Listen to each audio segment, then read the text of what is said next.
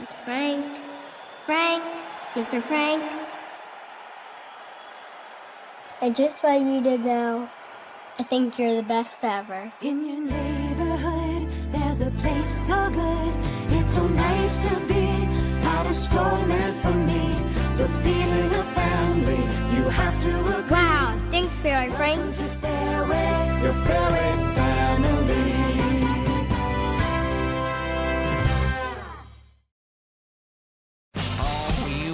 Eric Church Free the Machine Tour.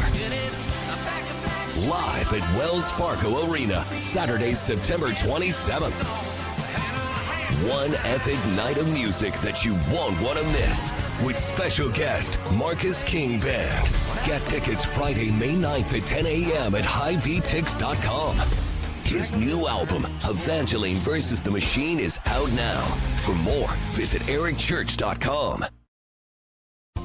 Spring has sprung in the great state of Iowa, and if you've been thinking about getting outdoors with your family during the best time of year, we want to help you here at Plaza RV. We are a locally owned RV dealer in Bondurant who cares about our customers before, during, and most importantly, after your purchase. Give us a chance. We will treat you like family. Buy local. Buy from Plaza RV. Two guys, two Chris's, one network. Iowa Everywhere. It's time for Two Guys with Chris Williams and Chris Hassel. Presented by Fareway Meat Grocery from the Channel Seed Studios. Where? Everywhere.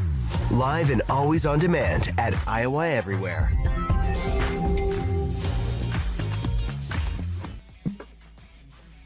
What up? What up? It's Thursday, the 8th of May. Little Chris and Chris with you on Iowa Everywhere. Aiden Wyatt is producing today. Van Winks is on leave. Yeah, what the hell's Van Woke doing? He's got a real job, you know. So he's doing something with that. God love him. Morning to everybody in the chat, watching on YouTube, X, Facebook, wherever you're watching this thing, wherever you're listening to this thing. Oh, the Roganator says, good morning from 52353. You know where that's at? That's Washington, Iowa. Excuse me? Washington, Iowa. How do you know that? I looked it up. Oh, good for you. As a good southeastern Iowa boy. We are presented as always by Fareway Meat and Grocery. I will be going to Fareway this afternoon to load up on meat for my NASCAR racing weekend. Get some of those circumcised brats. Yes, I am. I'm getting the skinless brats. It's exactly what I'm doing. I'm going to get a bunch of them. I'm going to eat more meat this weekend, and I'm going to drink all the beer. Have you let your daughter take a sip of beer yet? No, there's a first time for everything, and feels like the infield of a NASCAR weekend. I'm kidding. She's 5. She's not. No. What do you mean? But I am. You know what I'm going to let her do? You give them a taste of it, and they hate it, and so they never want it. Drink the shit out of pop this weekend. It's going to be pop? Great. Yeah. Who do you think has their first sip of beer, me or Elise? Wait, so Aiden, you've never Elise. even had a sip? Like even as a kid? Did your parents not drink? No, they did. And you never got a sip of it? Mm-mm. I was always allowed to take a sip because they knew I would hate it. Mm-hmm. And I wouldn't want to take. I wouldn't take another sip for like 3 years. Elise will drink before Aiden will. How old is she? 5. Yeah, probably. Mm-hmm. I don't think Aiden's ever going to drink at this point. Elise has got that Williams blood in her too. That she's a tough one to tame. We got a lot of people in the comments. Dan says he purchased skinless brats thanks to this show. God bless you, Dan. Said he purchased them. He didn't say he ate them and they were good yet. Yeah, no, he's going to love the hell out of it. We have a little more mail to get to today. You don't promise that. We might not get to it. Okay, all right. I mean, we'll do it if we've got time at the end. We've got a few things to talk about. I'm all shout out to the channel ready to seedsman. go. I've already Showered and everything, Williams. You I've know, got my where work I'm going clothes right on. after this? I'm heading to Freedom Tire right after we get off the air. You gonna see Quentin? I think so, yeah. Yep. All right. Tell him we said hello. I will. Yep. I'm going to the Altoona one. See, they got Freedom Tires everywhere. You could just, doesn't matter where you're at in the metro area. Freedom is everywhere. Yep. Where should we start? Let's start with the this house settlement thing, just real quick. Yeah, We're not going what to spend much the time hell on it. This is going- just a goddamn So- disaster. I'll just give you a little peek inside the curtain of my daily life at CBS Sports HQ. And we have these meetings each morning where, like, the news team will get you updated on, okay, well, the Knicks came back from 20 points down again last night. Let's, we've got this, and that on this. We've got, Rip Hamilton coming on to talk about that. Here are the things to look out for today. And every day for like the last several weeks, it's like, and let's be on the lookout for this house settlement that could be coming down at any minute now. We got to be ready to go with this because it's a big deal. Could happen today. It never happens. Yeah, that judge just kicks the can down the road one more time. We'll figure it out next week. But it sounds like, at least according to the stuff I've read from the national writers like Scott Docterman, that Iowa and Iowa State are going to kind of get fucked here because they had to show the walk-ons the door, or they did because they thought that this rule was going to change and there were going to be roster limits. It sounds like that now these walk-ons who have been shown the door can come back or sign elsewhere and not count against your roster limits. The problem is, as we've said with a lot of this shit, the toothpaste is out of the tube. Like you can't, it's like Humpty Dumpty. You can't piece it all back together again. The moves have been made. So I don't know.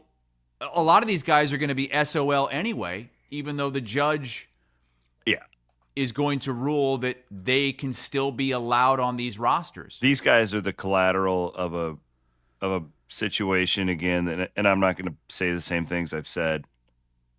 But these walk-ons, guys and gals, and many scholarship players across the country, they are the collateral of all this crap.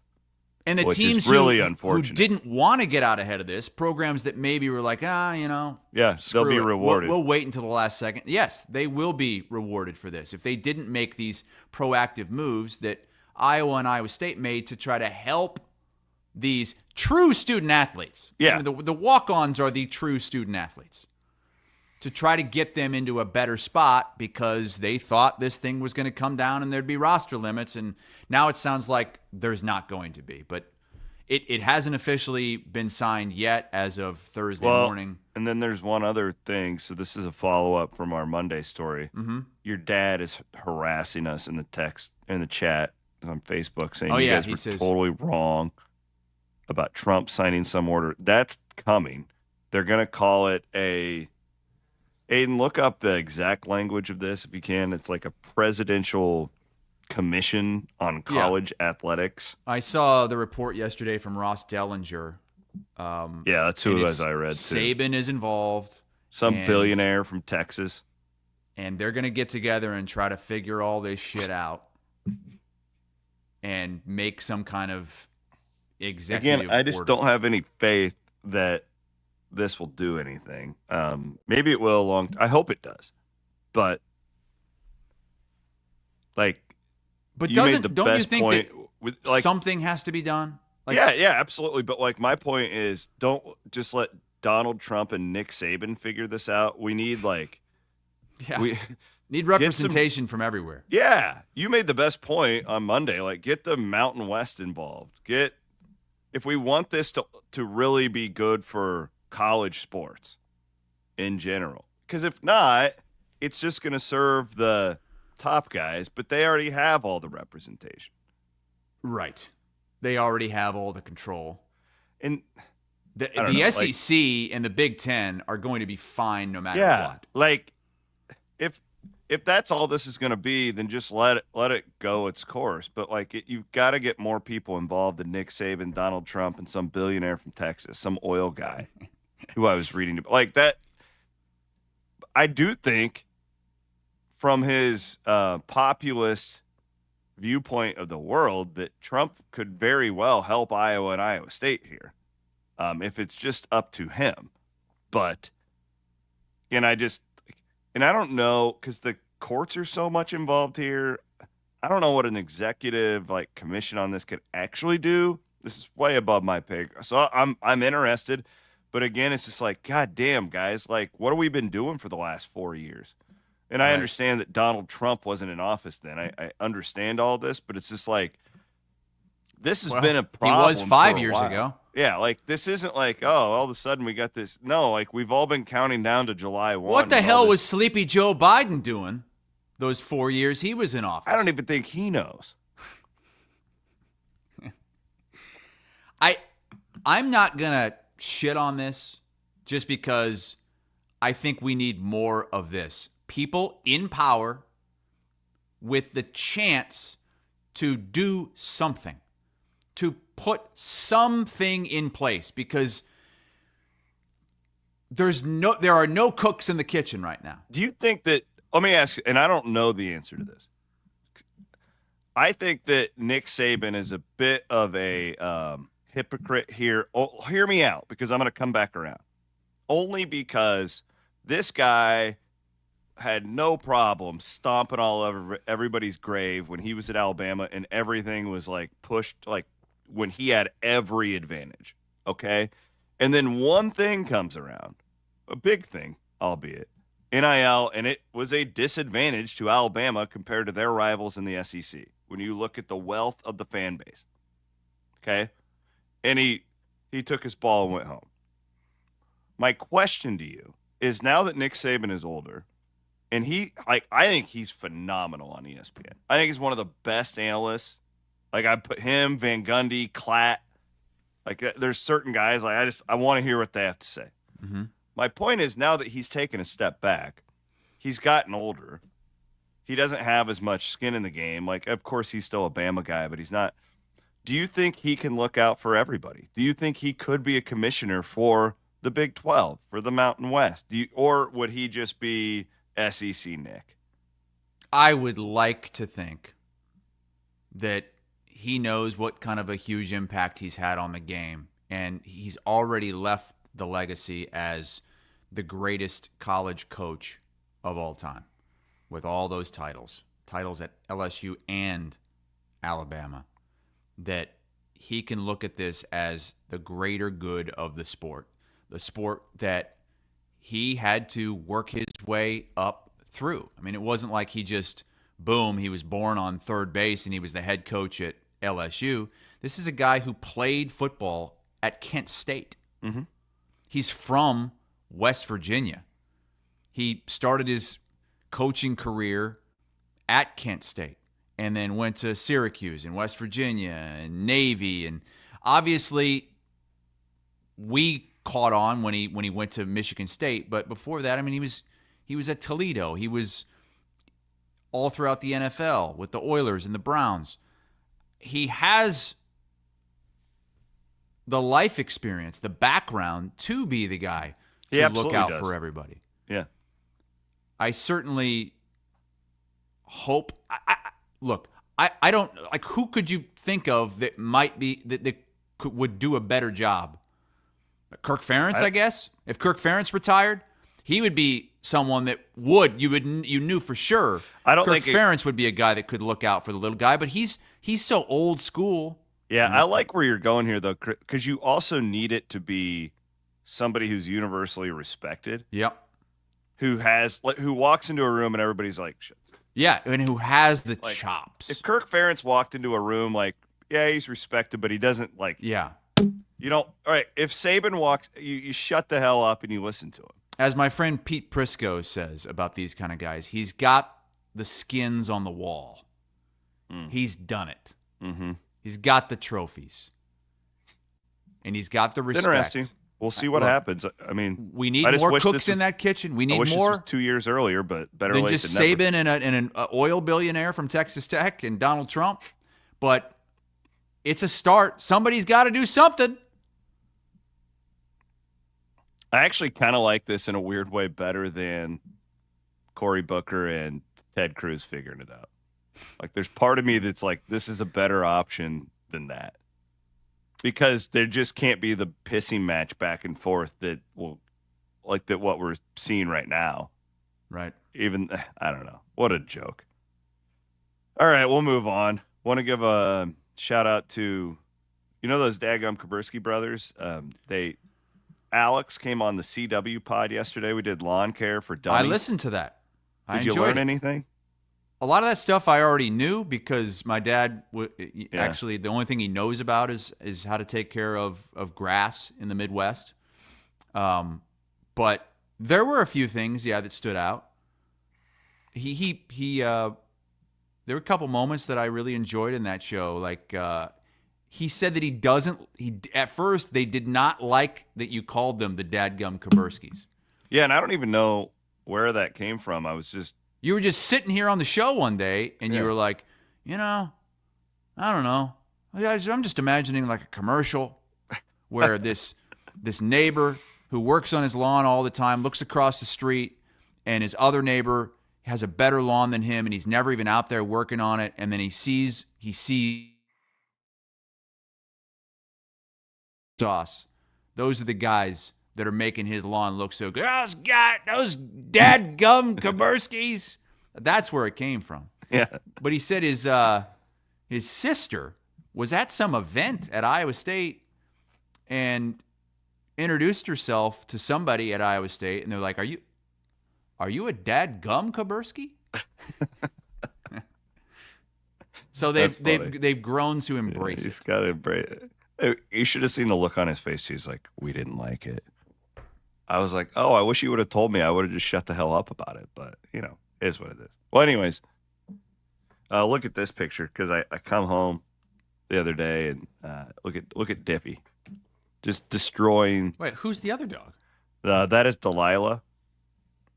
That's my in-laws, Golden. Your in-laws, Golden? Yeah, it's Diffie and Delilah. Your wife's siblings, Golden?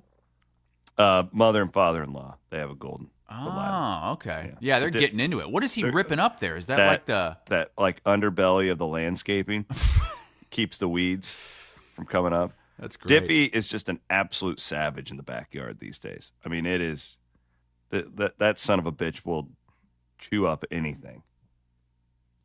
Anyway, shout out to them. Sean Bach from 247. This is interesting. Yeah, so I actually want to get into this. Yeah, let's by going long first. Oh, going long, baby. Throwing it long with Wealth Charter. Did you get the sounder? Did Matt get you the sounder? We have a sounder. It's time to go long with Wealth Charter Retirement Planning and Tax. Thank you, Aiden. Well done. Hey, they're hiring. They're hiring in Ankeny. You could leave your godforsaken job and go and work for my guy Tim at Wealth Charter Retirement Planning and Tax. Seriously, give him a call today. So what'd Sean Bach do? Well, Sean Bach at 24/7 Sports, Hawkeye Insider, ranked the Iowa opponents on difficulty. And it got me thinking, before we get into that, and I really go in on maybe the top 5 toughest opponents, it just got me excited for the season in a way that I haven't been excited in a long time. And it's just all of those years in the Big Ten West and those shitty-ass schedules that Iowa had. And, God, I mean, I remember 2015. They go 12-0, and I didn't feel as good as I did in, say, 2009 when they went 10-2. Because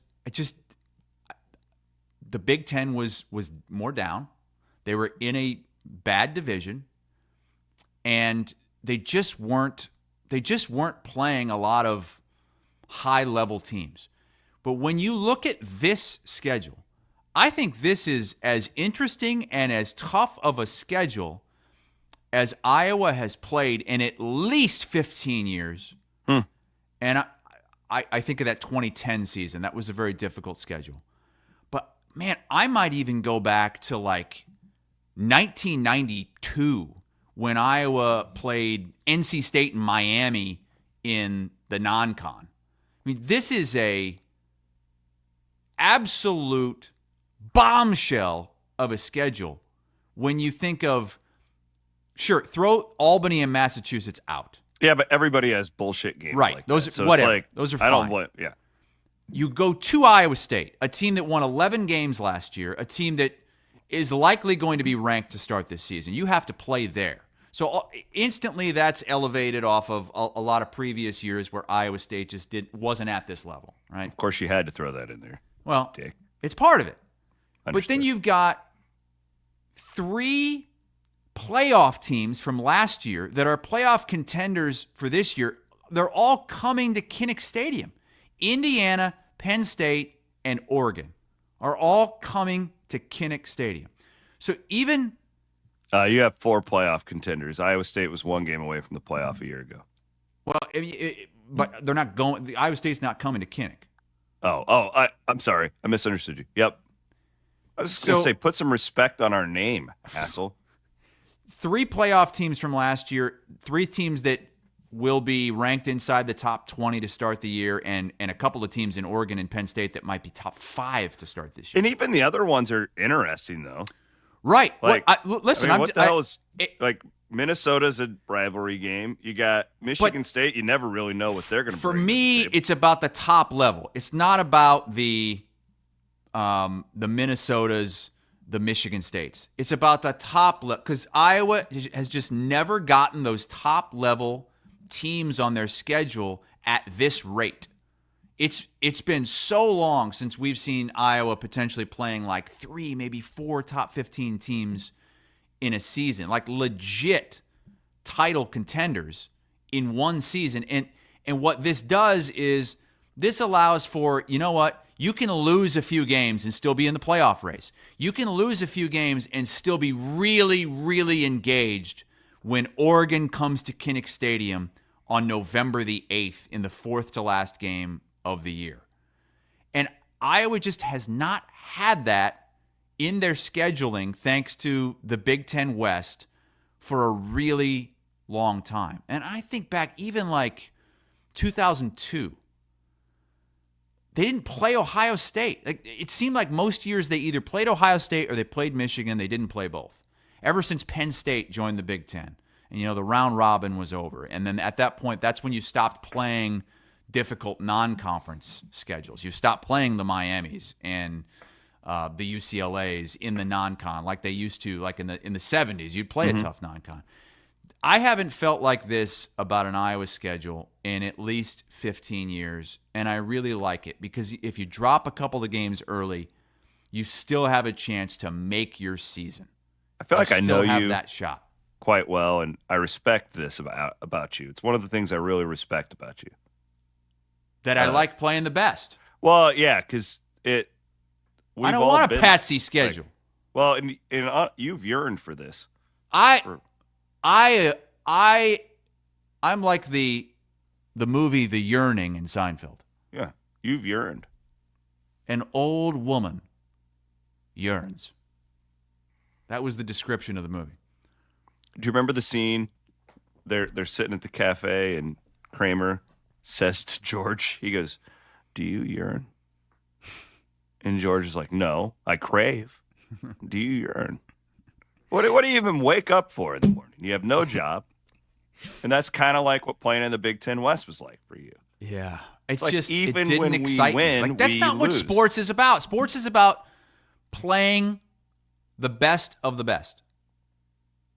Kyle says, "Sweet Jesus, as an Iowa State fan, it's nice to see Iowa finally play a conference schedule with a pulse." This isn't about Iowa State. Again, you guys are trying to make this about Iowa State. Even the ones that I didn't mention, like you were, because that's not really the point of my going along. My going along was like these high-level programs. It is, but you still have, you go to Wisconsin. who's pissed, just fucking pissed. They do, what is it that Leistico and Doctorman have said on Legends and Listeners? They're doing like 42 push-ups after every practice because Iowa hung 42 on them last season. So every practice ends with everybody doing 42 push-ups. You go to USC out in the Coliseum in LA in mid-November. And even, let's say you're not in the playoff race, okay? Just throw it out there. Like, that Oregon game will still be a big deal. That is a potential still a big deal. Make your season game, like Ohio State was in 2017, like Michigan was in 2018. When you have those opportunities, these past several years, it's like, God, you drop a couple games and it's just over. Like there's nothing. There's no like potential top 10 team that's going to play. And then you finish the season at Nebraska, and it finally feels like, because of what's happened recently, Matt Rule's coming in. He's throwing shade. They don't shake hands last year with Jay Higgins. It finally feels like that is starting to become like a vitriolic rivalry that we've been waiting for. All these Iowa State fans are chirping up whatever. I'm running my mouth. Can we all just meet in the middle and just hate Matt Rule? Like, can that just be a thing? I think so, yeah. Yeah, come on. I hate Matt Rule in Nebraska? Sure. Yes. So that's my going along, the fact that they're playing these high-level teams. Did you give Box top 5? No. So now we can get into that. Let's do it real quick. He has Penn State number 1, Oregon number 2, at Iowa State number 3, which is good luck for the Cyclones. And number 4 is Indiana, and number 5. This is what tells you how tough the schedule is. At USC is their 5th toughest game, according to Sean over at 247. And I don't even know if I would put that. I don't even know if I'd put that in the top 5. Yeah, because you really don't know what they got. That's what's also, we bitch about this, but it's one of the fun things about this era of college football too, is that you really don't know. It's getting harder and harder to project. Who would have pegged Indiana in the playoff last year? Like, right. You know, like that. I don't know. Arizona State was picked dead last in the Big 12, and they damn near won a playoff game. Right? Like, nobody saw that coming. So right. Something's going to happen this year. Somebody's going to pop up maybe it'll be Iowa that surprises you and is in that playoff discussion. So he's got Penn State ranked as the most difficult opponent. I'm gonna flip flop. I'm gonna go Oregon as Iowa's most difficult opponent, just because. Like, I think that's where I would go. I have a lot of respect for Dan Lanning and what he's building out there. And but that was the number 1 team in the country going into the playoff last year. Yeah. And that style, like, Iowa has played James Franklin a lot. They've played Penn State a lot. They've beaten Penn State. I have more faith in Kirk Ferentz and the way Iowa plays, hanging with Penn State and having a chance to win that. Oregon is a different animal. They are the most talented team on Iowa's schedule. And that's saying a lot because there's a lot of talented teams. I think Oregon's the toughest game. Then it's Penn State. I would not put Iowa State as the 3rd toughest game. Now, it is at Iowa State. It is early. So those are probably a couple things that are in Iowa State's favor to be ranked that high on the schedule. But then who do you put at 3? At Iowa State is a tougher game than Indiana at home. Probably. Isn't and it? He has Iowa State 3 and Indiana 4. I don't know. Like, can Indiana follow that up? They didn't play anyone in the regular season last year. Like, that was the softest schedule of all those playoff teams. But I don't know. Like, they've done a lot in the portal. You would know more than me. Scott Doctorman did a great job, and Aiden can attest because he produced the show that was released this morning. God, that show's good. If you're Doctorman and Leistico went team by team Iowa's schedule, and Doctorman just kind of laid out what that team has going into the season. Okay. And I was a little bit down on Indiana as well, thinking, I mean, there's no way they can do that again. They lost Rourke, the quarterback. There's no way they can do it again. Well, they went out and they added a lot, and they brought back a lot on defense. I think Indiana is better than Iowa State, but you're right. You're right. The road and the rivalry thing. It's the like, way that it comes up on the schedule is why I am going to agree with putting Iowa State number 3, because it's early in the year. It's going to be the first test for Iowa and Gronowski and all the new pieces that they have to put together on offense. Will Gronowski have 2 arms for that game? Yeah. And Iowa State will have already been tested big time by Kansas State. Yeah, honestly, there is an advantage to Iowa in that game, though. It's the fact that that'll be Iowa State's 3rd game. They don't have a break between. I understand. I can look at it either way. And Yeah, I'm looking just at saying, it as an Iowa fan. We're both right. I don't like that Iowa State is already going to have a huge game underneath Understood. them. We are both right with this argument. I'm just saying, like, Iowa State could have some injuries by then. You know.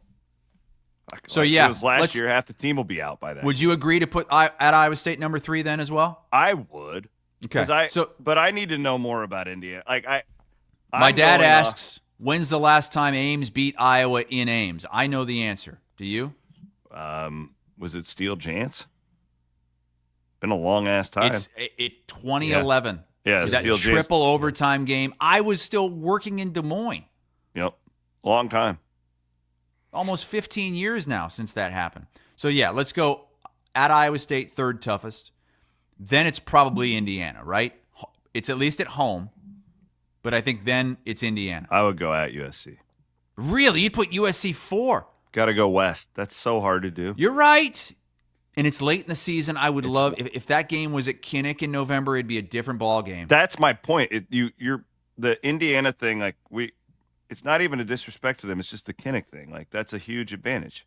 It's a huge advantage. You're right. You're home not field wrong about going. We saw what happened at UCLA going last west year. is My hard. God. It's really, really hard to go west. I'm going to put Indiana there, and I'm going to put ahead of at USC at Nebraska to finish the season. I'm going to put at Nebraska. That'll be tough. And then USC 6. He had Nebraska All right, I'm 6. I'll put Nebraska 5, Indiana 6. Wow, you go ahead and send this to Coach Signetti. Yeah. Little bulletin board. I need to learn more about it. I need to listen to Legends and Listeners. I will on my way to Kansas City tomorrow. I admittedly don't know enough about Indiana's portal. What's going to be moves even like that. harder is when we go through Iowa State's schedule and rank the toughest opponents there. Because this Big 12, I mean, it's I feel like it's just a complete crapshoot. I have no idea. I do think their schedule is considerably more difficult this year than it was last year. But I also hope that they don't have the injuries that they did a year ago, and it would kind of even things out. Yeah, there's reason for concern for Iowa State in that the regression to the mean, right? You were 4-1 in really tight games. You won those games that came down to the wire. You got the bounce of the ball. You got what you needed to at the end. You had the manageable schedule. This year the schedule's tougher, and maybe you don't get some of the breaks that you got. But as you mentioned, the thing that you forget about is how banged up they really were. Mm-hmm. And you can't imagine that they're going to be anywhere close to that banged up this season. Boy, it would be. I mean, John Haycock told me numerous times that he's never seen injuries for a team in 35 years like he did with that Iowa State team last year. And so to, it and to can't be one that bad specific unit, really. Yeah. The linebackers. So you guys over at CBS, this is interesting. I hadn't seen this until you pointed it out. So you got them in the playoff. This just came out yesterday. Our Okay. post-spring bowl projections, which includes the college football playoff. I believe it's Edwards who puts these, Brad Crawford, I should say, who puts these together for CBS. And he has Iowa State as the Big 12 champion and as the 4 seed in the college football playoff. But man, you get hold on, I gotta go to the bathroom real quick. You get 12 different guys together to project the Big 12 champion this year. Who knows? And man. you might have 8 different teams winning it. Yeah. You're right. It's brutal. I don't know. You know, the interesting team to me is Texas Tech. Huh. Yeah. Because they feel to me like the one Big 12 team that's spending SEC money. Well, and they're taking advantage of this time frame where we've been. What's the question we've been asking in this new Big 12 without Texas, without Oklahoma? Who's going to be that team? Who's going to grab this conference by the balls and be that team? And Texas Tech, with all that oil money, is trying to do it right now. Now but that doesn't, as we saw like with Florida State last year, that doesn't always mean everything. The whole thing could just crater, you know. I talked to a former D1 head coach this week who's currently on a high major coaching staff, and he was telling me all over the country you're having these like internal debates where the players they're like, oh, what are you getting paid? And getting pissed off because they think that they're underpaid. And right. Like, so I guess my point is whatever these teams did in the portal is great. You have to do it, but that doesn't guarantee success. And that's the Texas Tech thing that's fascinating to me because they have the best. I think they have the best roster in the Big 12. Jeez. When you just look at it and what they were able to do, but that, I mean, is Coach McGuire down there? I think he's a pretty good coach. Like, can he put it all together? I don't know. I think that Kansas State's got a great coach and a great coaching staff. I don't know if they have the talent. I think Iowa State maybe has the best coaching staff, but like, do they have the depth? They didn't last year to, finish that thing off.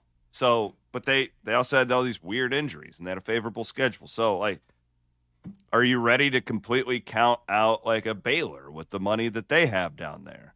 What about Kansas? Like, I think Kansas could be like, hey, factor us into this equation. Are they going to be in their new stadium this year? Don't think so. I mean, I've seen shots of it recently, and it's far from done. But yeah, I don't. If they are, I haven't necessarily heard that. I mean, because I think that would be a big deal too. Colorado's the great wild card in this. Coach Prime, yeah. Haven't even mentioned Arizona State, who was there last year. What about TCU, who was in the national championship game a couple of years ago? And they have just been forgotten about. They've spent a ton of money. West Virginia's got Rich Rod now. So in this projection, Iowa State is the Big 12 champion and the 4 seed, playing the winner of Navy and Penn State. No Iowa in the playoff. No Iowa in this projection. From the Big 10, he's got Ohio State winning it, Penn State getting in, Oregon getting in. I forgot Scott Frost is in the Big 12 this year. Wow, he only has 3 Big 10 teams getting in. That's interesting. I feel like that's just put it on your radar too. I do think we're going to find out in June what the future of this playoff is. So just you want to talk about going long, right? I think that's about a month away. All these suits are going to get together at their 5-star hotel on the beach. I promise you, it won't involve more Big 12 teams. No. You can see why I'm a little defensive over just let Saban and Trump figure it out. Like, it's like, I mean, come on. Can we have can Commissioner Yormark just have coffee with you guys at least? Like, I'm going to do a monologue on this, by the way, at some point when I have a little more time. They gave him a 3-year extension. I think it's a really good move. I don't necessarily like all the stuff Yormark does, but he's the guy you got to have in this era. Like the Bob Bowlesbys of the world aren't going to cut it. You got to have a freaking killer. A dude who will be okay slitting his opponent's throat if he needs to. Proverbially, not literally. And you just put up with some of the swings and misses. Yes. You take big swings. Yes. Sometimes you miss on Mexico. Big 12 Mexico. Absolutely. What the fuck was that? Sometimes you miss on that dumbass court in Kansas City. I feel like Yormark will shank somebody if he has to get in the room to help, shape policy. Mm-hmm. He's a politician as much as he is he's not a college athletics, guy. He's cut deals for Jay-Z before. Okay. It's a different cat. And unfortunately, I think the Big 12 probably got this guy about 2 or 3 years too late. But that's okay. Like, better late than never, kind of the theme of this show. I'm a lot more and I love Bob Bowlesby, Iowa guy. He was a great commissioner. He belongs in the College Athletics Hall of Fame, all that stuff. He's done so many great things. But he's this old school, student athlete. Support the cross country team, which is great. There's a place for all of that. Not here. Yeah. Not here. Might not be a now. place for it much longer either. Yeah. Not here, not now.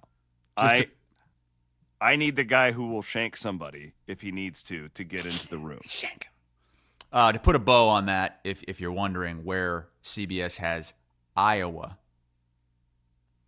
in the Guaranteed Rate Bowl against TCU. Big 12. That is in Phoenix. If God, that happens, you guys have a meltdown if that happens. Yeah, you know what though? Going back to what I said earlier. But if you have a win in the regular season over an Oregon or a Penn State, who gives a shit about the bowl game? Whether it's the guaranteed bowl games don't rate, matter. Yeah, guaranteed rate or the Citrus Bowl, I really don't give a fuck. There's no difference. They're both exhibition games. They don't mean anything. There's going to be all these opt-outs. Unless you're in the playoff, fuck off. Yes. Hey, real quick, congratulations to our friends over at Game Day Men's Health. They won a big award over the weekend. Did they really? Mm-hmm. Our Game Day Men's Health group in Ankeny and West Des Moines, one of the most successful ones in the entire country. I'll be able to tell you the exacts of it here in a week when I get all this. I'm not surprised by that at all. Everybody's getting the tea. Going in there for our shoot last, August? Yep. And meeting the people in there, the crew, and it's a great location. It's a great setup. Great personalities in there. It was great. I'm not surprised at all how this is taking off. Yep, they're doing real well. They were down in Florida or something. It's some big convention, and they got some big award. So pretty cool. Congratulations to them. I wanted to, before we get into the mailbag, we might not get into the mailbag. I'm telling you, brother. I want to talk about your dad because he's been a big part of the show in the comments. Oh God. So Bloom made this very sentimental post on social media last night. It was 10 years ago that Bloom moved into his house just down the street here for me, and Bloom, talking about how blessed he is and he's got a great family and great neighbors like me. It takes a village. And your dad comments to him. Wait, your hang poor on. wife. What did the actual comment said something about how he hit the lottery with his wife and the neighborhood and the house. That's what he said. He hit the lottery. And your dad responds, your poor wife does all the work. No under, you hit it. Is he talking about Bloom making love to his wife? Is that what he's referencing? So we've talked about the things that my dad doesn't know how to say right or spell right. He puts a T on the end of every word that ends in N. So it's Wisconsin. It's prescription. I'm going to go to the doctor. He's going to write me a prescription. He doesn't know certain words. He thinks that certain words are other words or sayings or other sayings. He doesn't know the word as exists, A-S. He thinks that as is has. So he'll say, has it was, or has it is. He thinks it was has the world turns, the soap opera. So he writes this, your poor wife does all the work. No under you hit it. No under you hit it. Did he mean He's wonder? trying to say no wonder you hit it. No wonder you hit the lottery. Oh, I thought She does all the work. Hit it. He meant No. sexually. That's what I thought he was. He thinks that no wonder, no wonder that, people say, no wonder that happened. He thinks that that's no under. No under you did it. No Making under a lot more you sense hit it. now. Making a lot more sense. And So we know does that your dad, he claims he hates Bloom. You know, yeah, I was gonna say because I he's thought he friends hated, with him on Facebook. Yeah, that's where I was like, because I've seen your dad talk about Brent, and it's not flattering. No, It's not flattering. So Brent responds, "You the man, Don," and he just says, "Thank you." What an idiot! God, When he says no under, you hit it. I thought he meant like sexually Bloom and his wife. no, he thinks that no wonder is no under. He is I don't know how he got through school. He didn't go to college, but he graduated high school. I don't know how he passed like spelling tests and grammar and all that stuff. Because he's terrible with that stuff. I also think there's a generational thing with the older generation and their phone where but it's not that. He really does think that he doesn't think the word as exists. He really does think it's has. He thinks every time someone says as, it's has. As it were. And I've told him several times, and he's like, "Oh, I don't say that. Oh, I don't do that. No, stop it. Nobody cares." It's like, well, when you're commenting on social media and thousands of people can see it, it does matter. My favorite was when he got all amped up about did he get upset about the softball team and the flag? Or he was like commenting on one of those things. Oh, he was pissed that anybody cared that the softball players were kneeling. Yeah. He's like, "This is America. You can do whatever the hell you want." Whereas, like, your dad would say, "This is America. You stand for the flag. Yeah, my dad would stand say, for the anthem." My dad would be like, "If your hand's not on your heart standing, then you don't deserve to play softball." And that is why it is a privilege to play softball in the United States of America. And if you don't want to stand for the goddamn flag, then you can go play in Russia. That's what my dad would say. the two dads would be an incredible show, but it would get so nasty so fast, and the collateral damage would ruin our careers. And that's why we can't have our dads. We would get canceled both ways. I know. Like, my dad's he's retired. Your dad is too. Like, it doesn't really matter to them. They don't live the lives we do. Like, it would ruin us. That's why we can't let them do a podcast together. That's why we can't even have them on a podcast. I mean, I get worried sometimes when my dad is even responding to people on social media, because my dad doesn't get it. Just takes shots at Iowa every opportunity he can, with that dog wiping its ass. Yeah. And like, but that's all. It's pretty much innocent from your dad. Your dad never really gets into politics online. No, it is innocent. But the problem is there's like that 5% of Iowa fans who don't understand it. That's true. Like, the really like hateful ones, you know what I mean? Like, and every fan base has those people. What would your dad, maybe you know this, what does your dad think about the new statue that they erected in Times Square yesterday? Have you seen that? Mm-mm. We probably shouldn't get into it, but they erected a statue. They erected a statue in Times Square. It's making the rounds on social media. Well, you tell me what it is. No, we're not going to get into it here. I shouldn't even have brought it up. You go. I'll talk to you offline. Okay. You send it to your dad. I would love to know what he thinks about it. Well, based on just the information that has been provided to me in this last 15 seconds, he doesn't like it.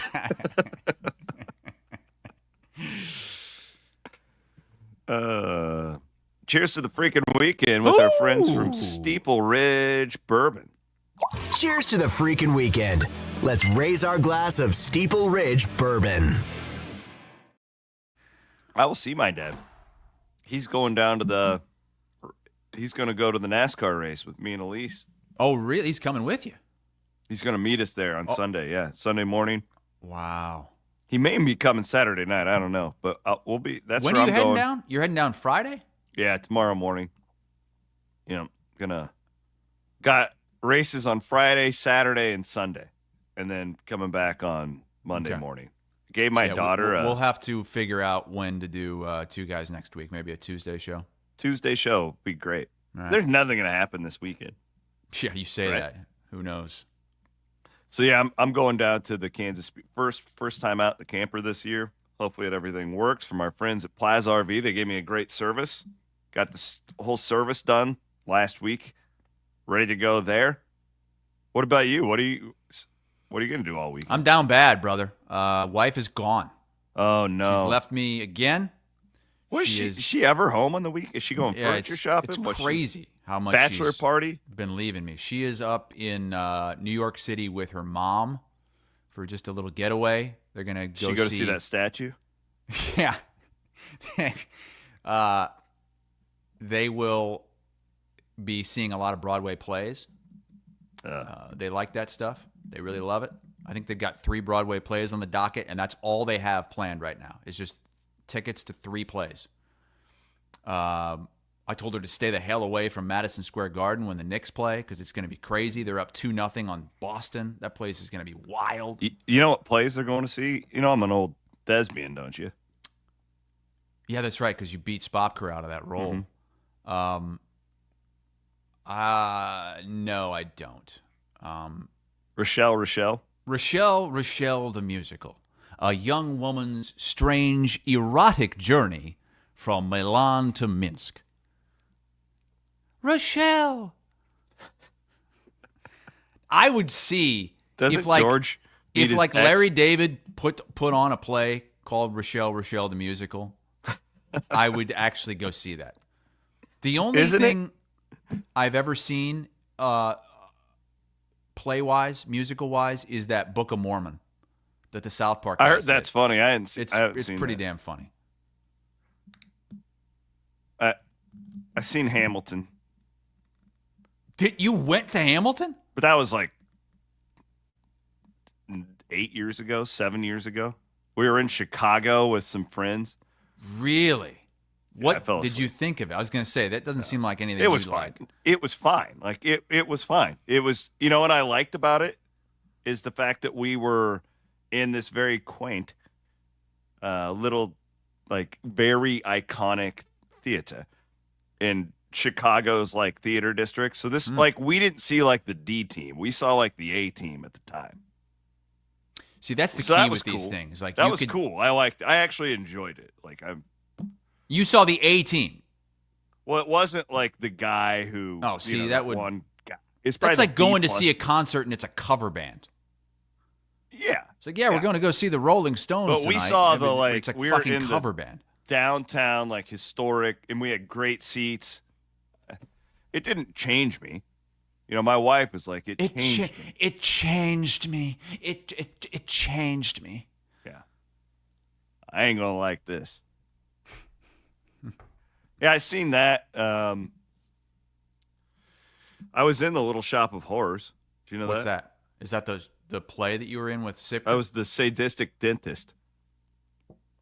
It was a movie. That's kind of up your alley because your family was like they were sadistic people in over on that western side of the state. Your dad ran the electric chair at the academy. The warden.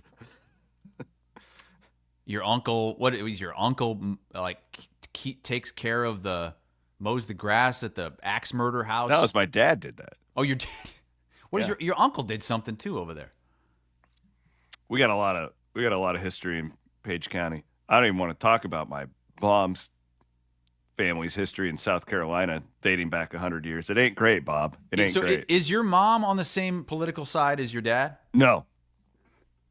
That's ironic because she's the one from South Carolina. Yeah, but my mom saw enough really bad stuff in her childhood, like with racism and stuff, that it completely pushed her toward the left wing. Like she, honestly, it's really interesting to talk to her about it because you would think, I know what you're saying. You would think that. That just reminded me of Murph and Andy's show a couple shows ago. They were talking about some like weird restaurant that Keith went to with Bryce, and it was either in southern Iowa or northern Missouri. It was right on the border. And they were showing like pictures from inside this bar, and there was a Confederate flag. And Andy's like, what? There's a Confederate flag there. And Keith's like, yeah, but it's southern Iowa. Those are everywhere. And Andy's like, what? No, they're not. What? Keith's like, oh yeah, they're all. Yeah. That's pretty normal for southern Iowa, right? Wait, no, is that normal? I don't see, when I go to southern Iowa, I do not see Confederate flags flying around. Have I told you my Confederate flag story? From college? I think you did, yeah. But refresh my memory, because it used to be the South Carolina state flag, and I was gifted the flag for Christmas, and I had it hanging. You were up. Gifted the state flag or the Confederate flag? Same thing, Coach.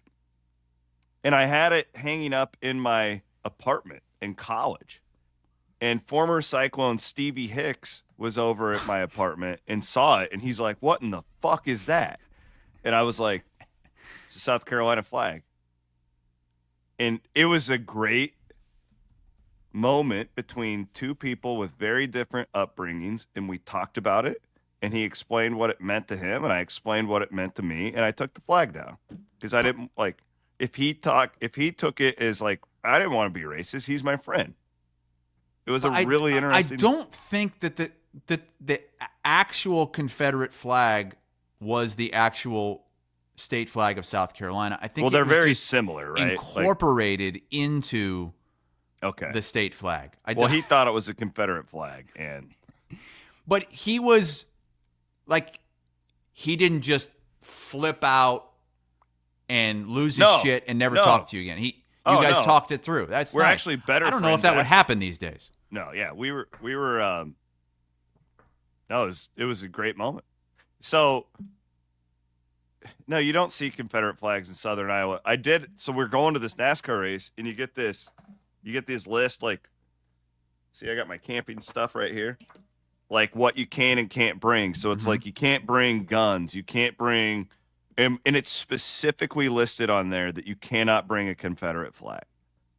You can have any flag you want. I can have a flag.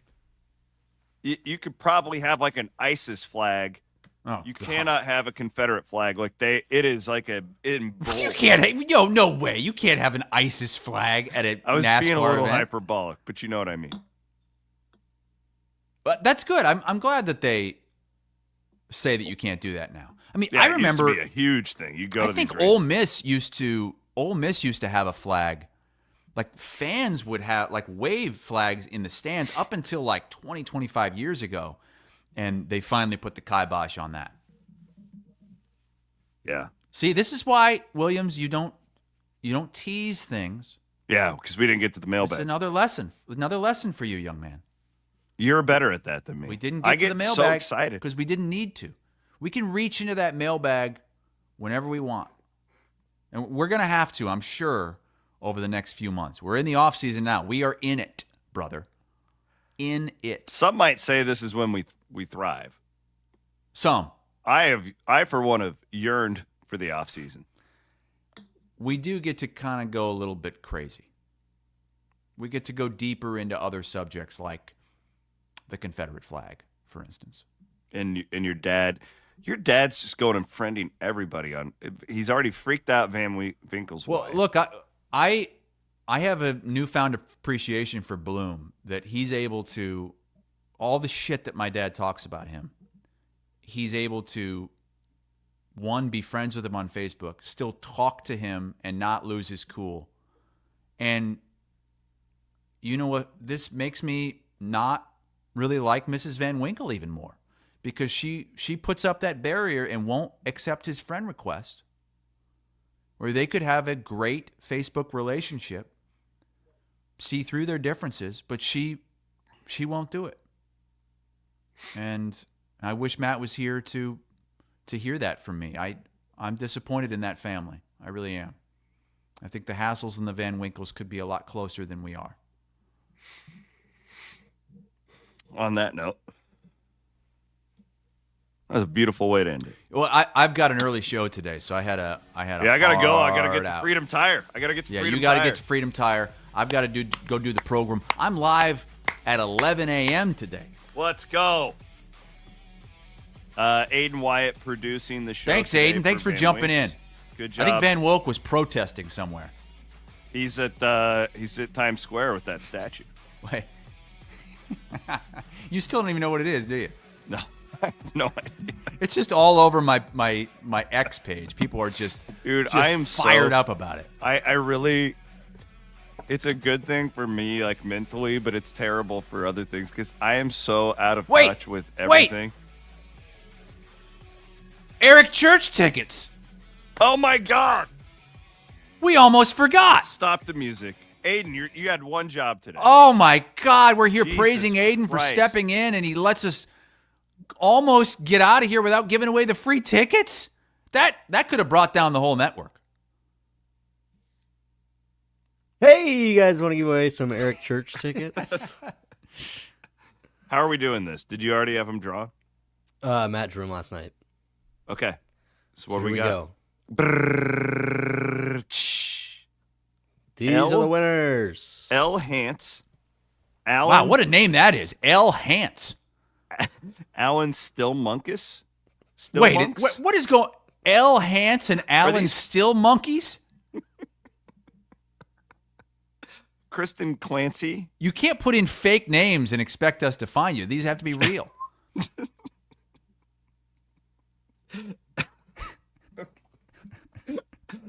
Congrats, L and Mr. Still Monkeys. We've got Kristen Clancy, Jay Ricky, Lucas Larson, and Steve Huffman. All right.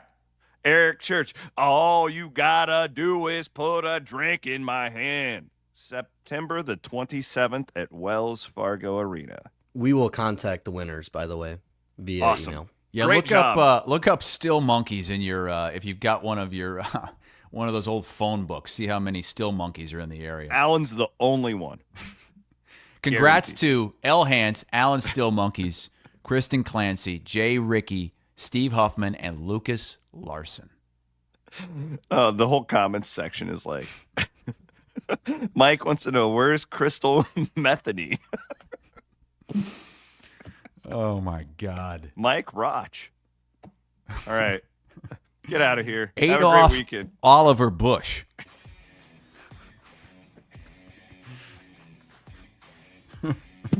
Have a great weekend, everybody. Take care.